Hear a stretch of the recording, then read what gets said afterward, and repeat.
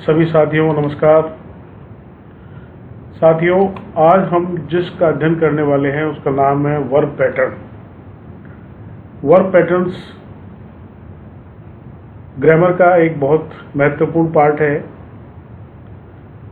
और इस पर वाक्य विन्यास किस तरीके से बनाया जाता है, इसके अंतर्गत हम कुछ सेंटेंस स्ट्रक्चर्स का अध्ययन करेंगे, कुछ अलग अलग प्रकार की क्रियाओं को देखेंगे और वाक्य के क्या क्या भाग होते हैं उनका अध्ययन करेंगे। तो आइए आगे बढ़ते हैं। आपका हमारे चैनल नॉलेज वन डायरी पर स्वागत है। तो सबसे पहले हम जिसका अध्ययन करने वाले हैं वो स्ट्रक्चर हमारे सामने कुछ इस तरीके से है, जिसमें subject plus be plus noun pronoun. यहाँ बी का मतलब है be type verb. Be type verb जो है वो is, am, are, was verb आदि को कहा जाता है। और इस स्ट्रक्चर के अंतर्गत जो सेंटेंस बनते हैं वो कुछ उदाहरण इस प्रकार से हैं। इस पैटर्न में हम बी टाइप वर्ब के बारे में विस्तार से अध्ययन करेंगे। The nominal part of the predicate may B a noun, A pronoun, a possessive, an adjective, an adverb or an adverbial phrase, a prepositional group, an infinitive or infinitive phrase or a clause। देखिए, जो predicate वाला जो part है, एक तो subject वाला जो आप आगे देख रहे हैं बी से पहले लिखा हुआ, और बाद का सारा पार्ट प्रेडिकेट कहलाता है। ये नाउन, प्रोनाउन या पजेसिव या एडजेक्टिव, एडवर्ब या एडवर्बियल फ्रेज या प्रेपोजिशनल ग्रुप या कोई इंफिनिटिव या इंफिनिटिव फ्रेज या क्लॉज हो सकता है। आने वाली जो कुछ टेबल्स हम नीचे देख रहे हैं, इसमें प्रेडिकेट के नॉमिनल पार्ट, जो नॉमिनल पार्ट है प्रेडिकेट का, उसको हम देखेंगे। इसको सब्जेक्ट कॉम्प्लीमेंट भी कहा जाता है। ये नाउन या प्रोनाउन होता है जिसमें जीरंड को भी शामिल किया गया है, और ये प्रश्नों में या इंटरोगेटिव प्रोनाउंस में भी इसको शामिल किया गया है। तो प्रेडिकेट में जिन चीज़ों को शामिल किया गया है उसमें प्रेडिकेट का मतलब है सब्जेक्ट कॉम्प्लीमेंट। सब प्रेडिकेट का मतलब सब्जेक्ट कॉम्प्लीमेंट, इसमें नाउन प्रोनाउन जिसमें जीरंड और क्वेश्चंस और इंटरोगेटिव प्रोनाउंस को भी इसमें शामिल किया गया है। तो अब हम इसमें तो सबसे पहले देखने जा रहे हैं हमारी टेबल में, वो ये स्ट्रक्चर है। ये एक सेंटेंस है, दिस इज ए मोबाइल। अब यहाँ पर noun pronoun be type verb is और जो सब्जेक्ट दिस है उसका इस्तेमाल इसमें किया गया है। अगला सेंटेंस देखिए, her mother is a teacher. Her mother subject हो गया, बी टाइप वर्ब में इज आ गया और ए टीचर हो गया। The total is 94। अगला देखिए, सीइंग इज बिलीविंग। अब इसमें आप देखिए, सीइंग जो है वो जिरेंडियल भी फॉर्म में भी कहलाता है, विश्वास करना, और बिलीविंग जो है वो जिरेंडियल फॉर्म में है। बिलीविंग या नाउन प्रोनाउन का काम कर रहा है, और सीइंग जो है वो नाउन या सब्जेक्ट के रूप में यहाँ पे काम कर रहा है। The girls were from the same school. यहाँ वर्ब जो देख रहे हैं आप, ये बी टाइप वर्ब में शामिल किया गया है। Parts of this palace are 15th century. तो आर यहाँ पर बी टाइप वर्ब में शामिल किया गया है, और जो सब्जेक्ट का फॉर्म है वो है the parts of this palace. और 15th सेंचुरी को यहाँ पर हमने एक अलग से प्रेडिकेट के रूप में शामिल किया है। अब देखिए, जो अगला स्ट्रक्चर इसी टेबल से मिलता जुलता आ रहा है वो है कि सबसे पहले इंटरोगेटिव, फिर बी प्लस सब्जेक्ट। इससे किस प्रकार के सेंटेंस बनते हैं वो हम देख रहे हैं। Who is that. Who interrogative word हो गया, इज बी टाइप वर्ब हो गया, और दैट सब्जेक्ट का काम कर रहा है। तो ये एक स्ट्रक्चर इस तरीके का भी है। What colour is her dress. तो व्हाट कलर इंट्रोगेटिव हो गया, और हर ड्रेस सब्जेक्ट के फॉर्म में या बी टाइप वर्ब के साथ आ रहा है। व्हाट एज इज मोनिका, तो व्हाट एज इंट्रोगेटिव हो गया और मोनिका एक सब्जेक्ट है बी टाइप वर्ब के सामने। व्हाट आर कैबेजेस टुडे, अब यह व्हाट का मतलब प्राइस से है, जिसको हाउ मच भी कहा जा सकता था, हाउ मच भी लिख सकते हैं अपन में अपने यहाँ पर, या व्हाट प्राइस भी बोल सकते हैं, आर कैबेजेस टुडे। ये यहाँ पर इंट्रोगेटिव फॉर्म में हमने इन सेंटेंसेस की स्टडी की है। अगला जो पैटर्न हमारे सामने आ रहा है वो है subject plus be plus adjective phrase. अब यहाँ एडजेक्टिव फ्रेज को हम देखेंगे बी टाइप वर्ब के साथ।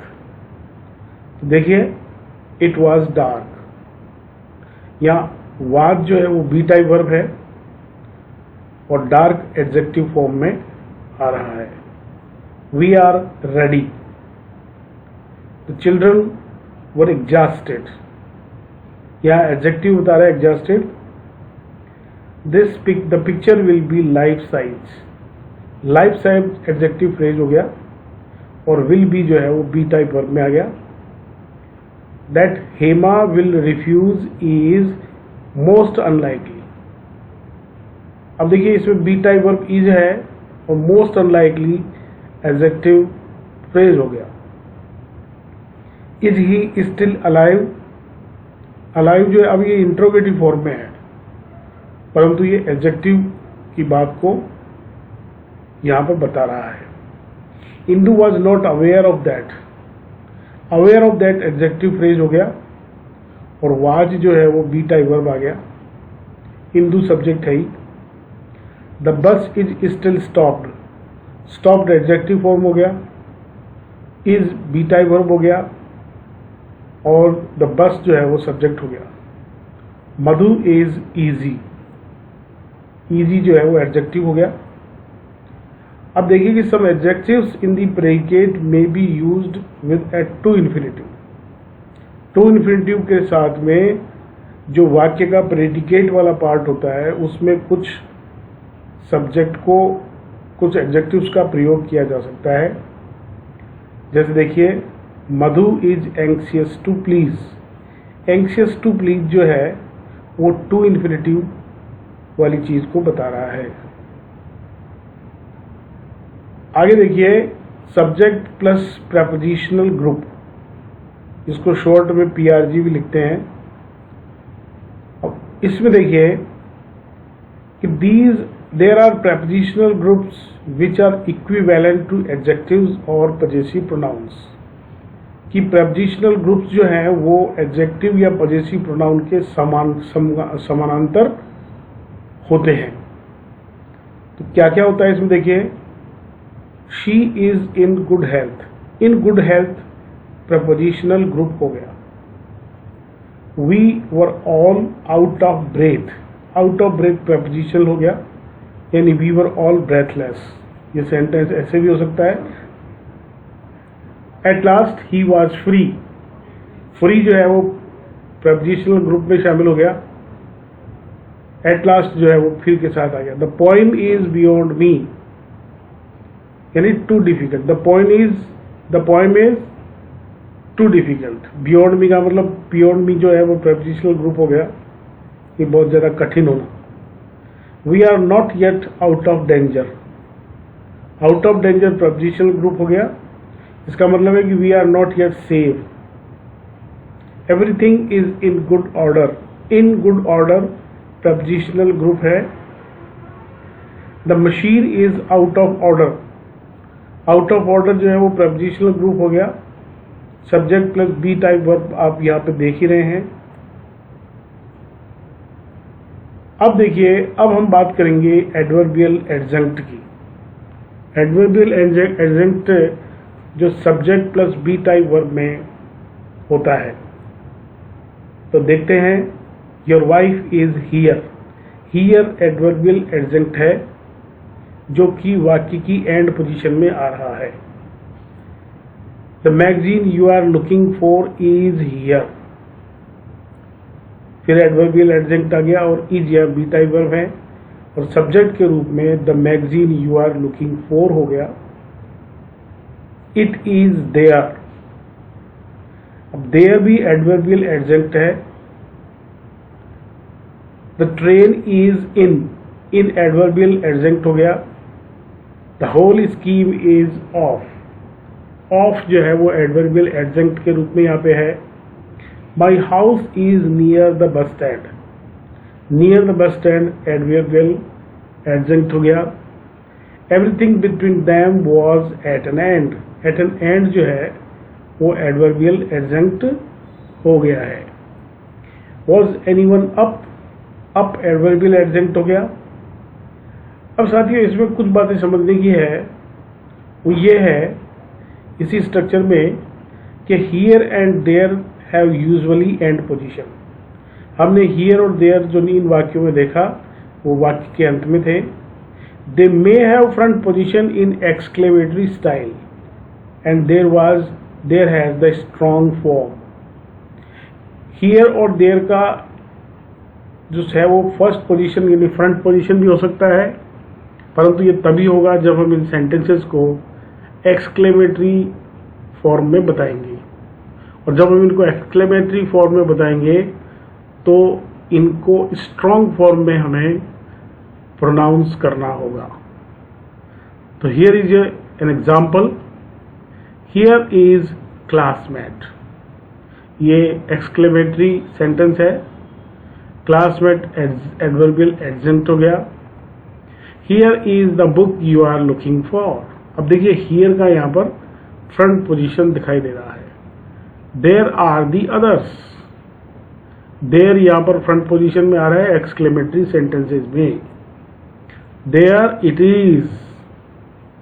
अब ये सारा स्ट्रॉन्ग फॉर्म में हम इसको व्यक्त कर रहे हैं। वॉज देयर एनीवन अप, तो देयर यहां फ्रंट पोजीशन में है और सेंटेंस का फॉर्म हो गया इंट्रोगेटिव, परंतु ये एक्सक्लेमेटरी फॉर्म में हमने इसको व्यक्त किया है। तो ये हमारे 4 टेबल हमने इसमें पढ़ ली है। Thank you for your time. आगे के हमारे कुछ वीडियो में कुछ और स्ट्रक्चर्स को हम स्टडी करेंगे जो आपके आने वाली एग्ज़ाम में बड़ी यूजफुल साबित होगी। तब तक हमारा चैनल नॉलेज वन डायरी पर बने रहिए। Thank you very much.